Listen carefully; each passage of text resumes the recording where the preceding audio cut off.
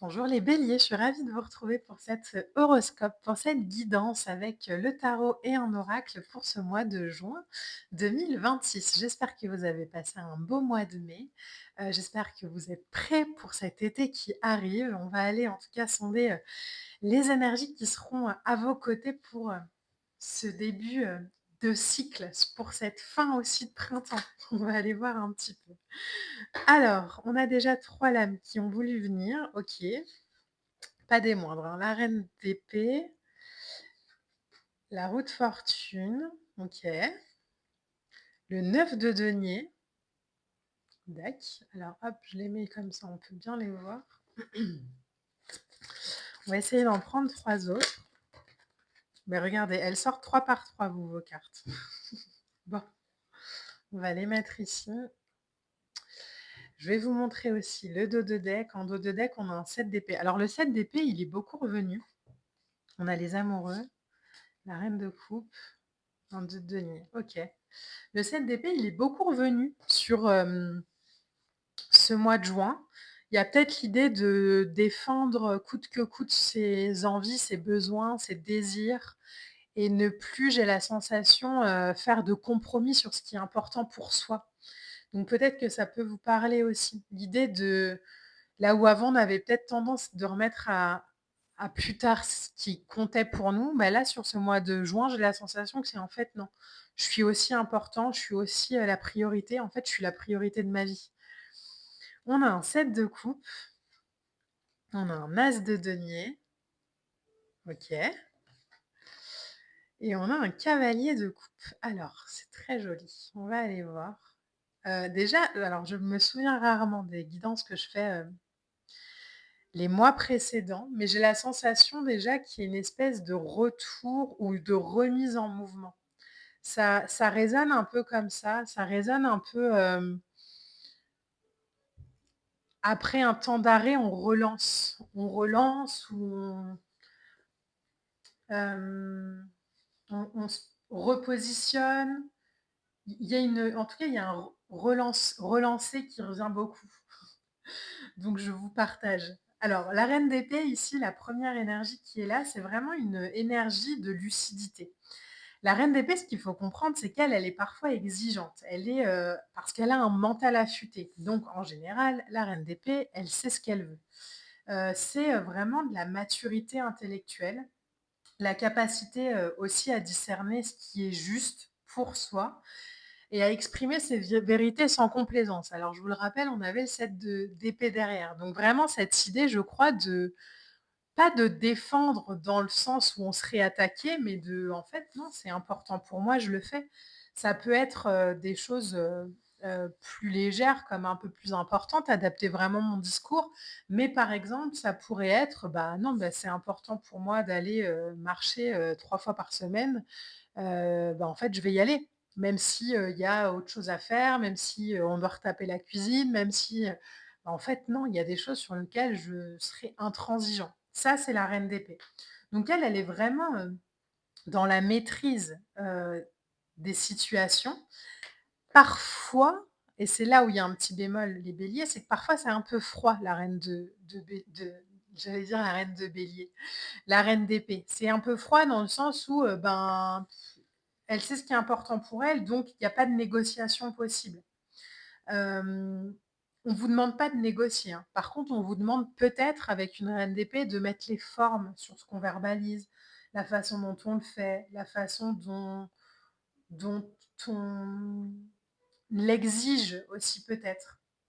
Donc c'est vraiment on privilégie sa vérité à la justice. Donc on n'est pas en train de dire, «C'est comme ça et c'est pas autrement et c'est moi qui décide».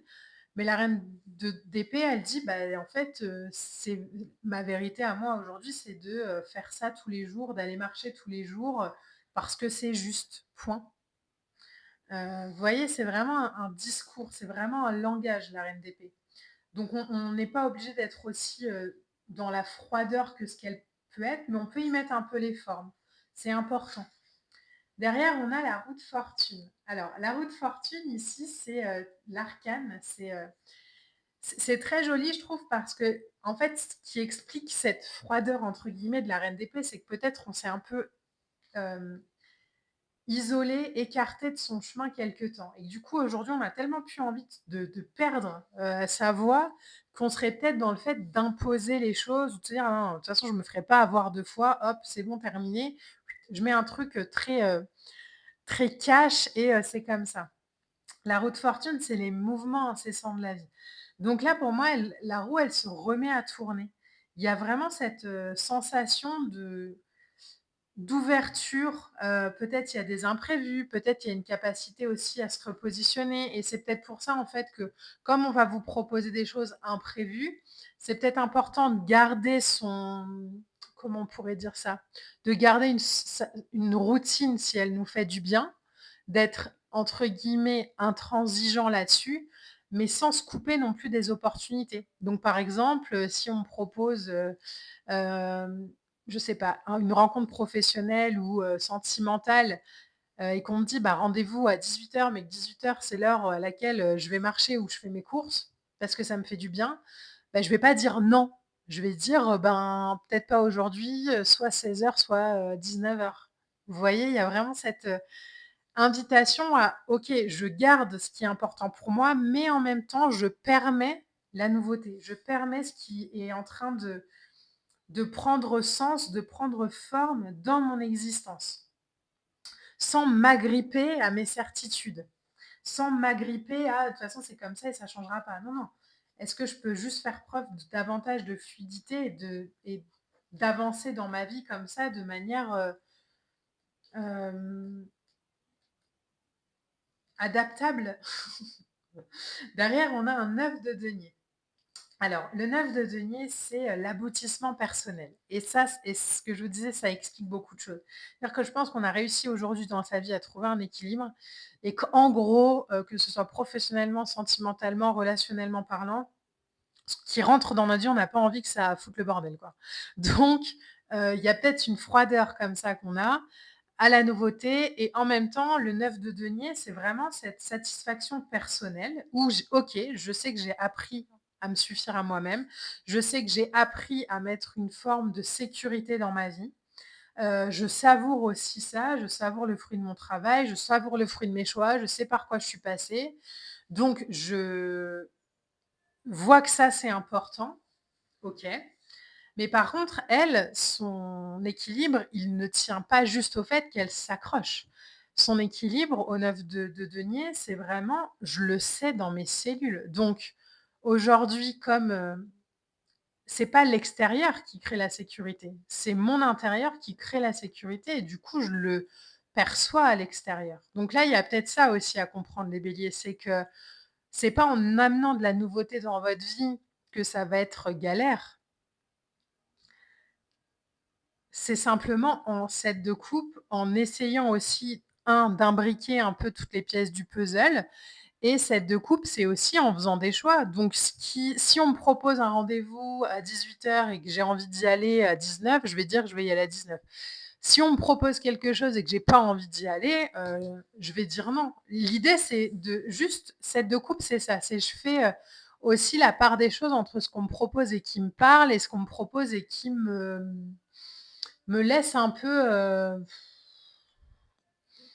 comme ça quoi, un peu: «Ah OK, bon, bah, si c'est ça, je dis non en fait» et le 7 de coupe, lui, il fait vraiment la distinction entre, les espèces de propositions illusoires qu'on va lui proposer, où il se dit: «Bah, je vais retomber encore dans des schémas et tout, bah, c'est mort». Où il se dit: «Bah, on me propose ça, je connais mes schémas, heu, j'y retomberai plus parce que je n'irai plus là-dedans, c'est plus quelque chose que j'ai envie d'expérimenter». Mais ça n'empêche que, j'ai quand même envie, de rencontrer de nouvelles personnes ou de passer un entretien et ou quoi, donc je vais le faire, mais je vais aussi le faire à mes conditions. Le 7 de coupe, lui, il se jette plus à corps perdu dans ses rêves et ses désirs en se disant, «Allez, même sans travail, ça fonctionnera. Allez, même sans avancer, ça fonctionnera». Lui, non, il a compris que tout n'était pas, «réalisable» entre guillemets. Et quand je dis ça, c'est pas qu'il y a des rêves qui sont réalisables et d'autres qui ne le sont pas, hein. Tout est réalisable finalement. Mais c'est est-ce que ça parle à mon cœur? Dans ces cas-là, c'est réalisable. Si ça ne parle pas à mon cœur et que c'est juste un truc que je fais parce que, Bon, bah, en fait, je dis non, quoi. Donc ça, c'est vraiment la vibration là de votre tirage, c'est de faire, la part des choses entre ce qui va vous nourrir et ce qui va vous permettre une évolution, une élévation et aussi dire non à ce qui avait peut-être pour habitude d'être accepté avant, mais qui aujourd'hui est juste plus possible dans votre vie. Et en fait, ce oui/non que vous allez faire consciemment, ça va apporter des vraies opportunités. Ça va apporter, l'as de denier, c'est, l'opportunité qu'on nous présente. Vous voyez, hein, c'est une main qui, traverse le ciel. C'est un nouveau départ concret, plus stable. Mais encore une fois, pas plus stable parce que je me suis isolée ou parce que, mais plus stable parce que je sais ce qui est bon pour moi. Donc il y a un projet comme ça qui peut s'ancrer dans la matière, donc une rencontre par exemple, un échange avec quelqu'un, une opportunité professionnelle qui est possible aujourd'hui parce qu'elle est aussi alignée à vos désirs, à vos envies. Pourquoi? Parce qu'il y a aussi des bases solides qui ont été posées. Donc on passe à l'action, mais de manière constructive. Heu, c'est plus je passe à l'action pour passer à l'action parce qu'il faut que je fasse et parce qu'il faut que je réussisse. Mais si je sais pas, vers, quelle, direction je me dirige, on a petite tendance à tourner en rond, quoi. Alors que là, c'est vraiment: «OK, je sais à peu près ce que je désire». Par exemple, je désire rencontrer quelqu'un, qui est génial. Je sais aussi qu'il y a des moments qui sont importants pour moi, donc je serai pas dispo tout le temps, j'écrirai pas tout le temps ou alors, hem je prendrais davantage mon temps ou voilà, il y a des choses qu'on a compris à l'intérieur de soi.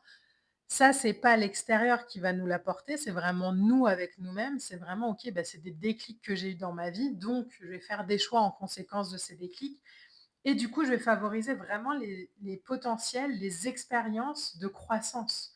Ce qui va vraiment me permettre de, transformer ce que j'ai à l'intérieur en résultats visibles à l'extérieur parce que c'est solide à l'intérieur. Donc il y a une belle vibration comme ça, dans votre tirage et la dernière lame pour vous, c'est le cavalier de coupe. Le cavalier de coupe, lui, il prend son temps et je pense que ça, c'est important aussi les béliers. J'ai la sensation, la vision que j'ai, c'est qu'on a été beaucoup secoués. J'ai cette image-là dans la tête. On a été beaucoup secoués là sur ce début d'année 2026. Que ça a fait naître peut-être des déclics ou des compréhensions à l'intérieur de soi et qu'aujourd'hui ça se calme, ça s'apaise et qu'on va pas aller, ressecouer la bouteille, quoi. On a juste besoin de favoriser des expériences et des moments de vie, qui, pas forcément sont calmes sans passion, hein, mais, qui sont, apaisants, en fait. Le cavalier de coupe, c'est la sensibilité, c'est l'élan du cœur. C'est je me laisse guider aussi par mes émotions, par mes intuitions, par mes idéaux. Là où au départ, peut-être que jusqu'au mois de mai, là, on avait beaucoup de mental, beaucoup de questions, beaucoup de choses dans la tête, beaucoup de logique. Là, on remet de l'émotion, mais du coup, on va la remettre, mais on va y aller doucement. C'est vraiment le moment, un cavalier de coupe, où on suit ce qui est juste. Même si c'est pas le plus rationnel, mais on suit ce qui est juste parce que c'est connecté à un désir sincère. Donc comme on a un désir sincère de connexion, que ce soit avec une personne, que ce soit avec un projet, que ce soit avec une idée, ça nous touche émotionnellement, donc on va favoriser cette expansion-là, mais plus au détriment ou, au sacrifice de soi. C'est vraiment une énergie très jolie, hein, qui vous accompagne sur ce mois de juin.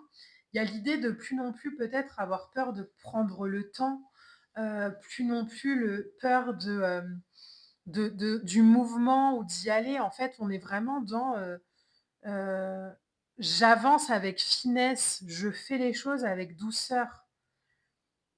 Donc plutôt que de rentrer dedans, par exemple, on reprend l'exemple, du rendez-vous. Plutôt que de rentrer de front dans le truc en disant: «Bah non, de toute façon, moi, je suis pas disponible, j'ai des trucs à faire, nin et de créer entre guillemets «une sorte de conflit pas nécessaire» par, le fait d'imposer, bah là, ce serait plus: «Bah non, bah tu en fait, ce soir, je suis pas dispo» ou «Ben, non, à 18h c'est pas possible pour moi, mais bah, soit à 15h, soit à 19h, je peux me libérer 1 heure», voilà, y mettre une émotion sans se renier. Il y a un truc comme ça pour vous les béliers. Alors on va aller tirer 2 lames d'oracle. Vous pouvez choisir la première, vous pouvez choisir la deuxième. Ah bah, elles sont sorties toutes les 2 en même temps. Vous pouvez choisir la première, vous pouvez choisir la deuxième. Vous pouvez choisir la première pour le pro, la deuxième pour le perso. Voyez comment ça résonne pour vous. Vous pouvez choisir les 2 aussi et regardez en d'autres decks, par contre, de l'oracle, on a le bien-être, hein. Donc il y a vraiment cette invitation-là de prendre soin, mais pas juste dans, je fais attention à ce que je mange et je pense positif. C'est au-delà de ça, vous voyez? Il y a un truc un peu comme ça, de, quiétude, de calme, de tranquillité, de paix, de sérénité. Alors la première des lames, on a le flow, regardez-moi ça. Vous voyez, c'est vraiment je suis le chemin à l'intuition, quoi.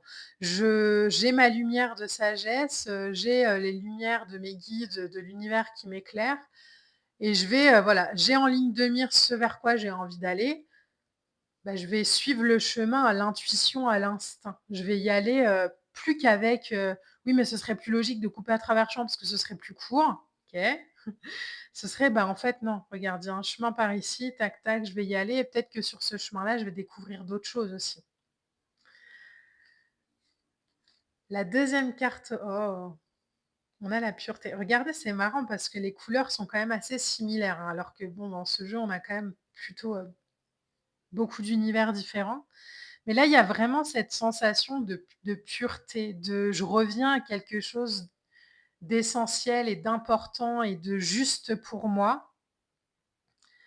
Même si ça paraît peut-être un peu, folklorique pour l'extérieur où les gens peuvent se dire: «Mais qu'est-ce qui lui prend?» Bah, en fait, ce qui me prend, c'est qu'aujourd'hui j'ai grandi. Aujourd'hui, je suis ce que je suis et que, ben, il y a une forme, de compréhension aussi à, bah, si je suis le flow, si je suis alignée à ce que je désire, si je fais en fonction de ce qui vibre à l'intérieur de moi, je me sens forcément plus dans la quiétude et la sérénité que si je suis toujours en lutte, quoi. Voilà les béliers, j'espère vraiment que ce tirage pourra vous accompagner au mieux. N'hésitez pas à liker, à partager et à commenter. On se retrouvera très vite pour de prochaines vidéos. Moi, je vous embrasse. Je vous dis à bientôt. Bye.